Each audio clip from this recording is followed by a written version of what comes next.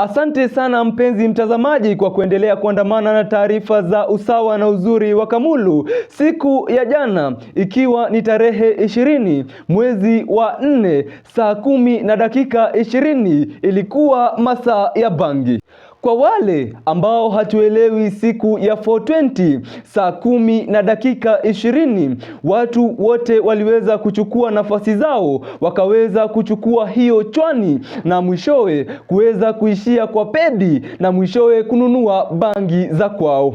Kulingana na taswira za wanarika waliokuwa kwa mapedi wao, mapedi wenyewe wanaweza kuelezea na kusema kwamba siku ya jana ilikuwa siku ya mavuno ya pesa kemkem, kwani kuweza kudhihirisha masaa ya 420 ni masaa ya bangi. Kwa wazazi ambao hatuwezi kuelewa mapedi ni kina nani, mapedi ni wauzaji wa bangi na chwani ni shilingi 50. Kama kuna shilingi yako 50 ambayo iliweza kupotea siku ya jana, iliweza kupelekwa kwa mapedi.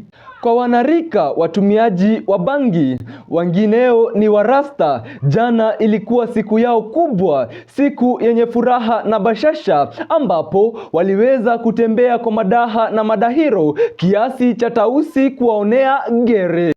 Tume ya NACADA inayoendelea kupigana na dawa za kulevya ikiwemo bangi inaweza kudhihirisha kwamba siku ya jana kuliweza kuwa na matumizi mengi ya bangi, kwani nyumba za wavulana zilikuwa zimejaa moshi. Pia maafisa wa polisi toka maeneo mbalimbali katika maeneo mbalimbali ya nchi ya Kenya siku ya jana walisema kwamba hawakukawia kushika vijana kadhaa wa kadha ambao walikuwa wanatumia bangi iliyokuwa katika taswira hiyo hiyo. Madhara ya bangi iliweza kuonekana na njia nyingi, kwani macho yaligeuka kuwa mekundu, wengine wao wakiweza kuoneshana uwezo wao wa kupiga mabiashara baada ya kukua mavyombo, vichwa vyao vikiweza kutikiswa mpaka vikatikisika, vyombo vyao vikaweza kuyumba mpaka akili zao zikaweza kukosa kufanya kazi, wengine wao wakilala hadi mitaroni,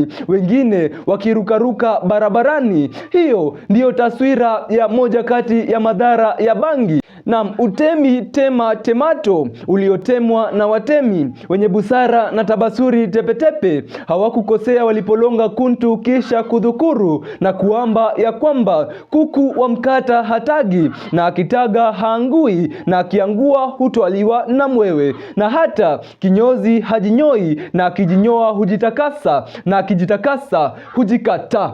Hizo ndizo habari ya moja kati ya matukio ambayo yalitukia siku ya jana. Niite Peter Irungu na kutakia majira yasiyokuwa na bukta. Sadakta.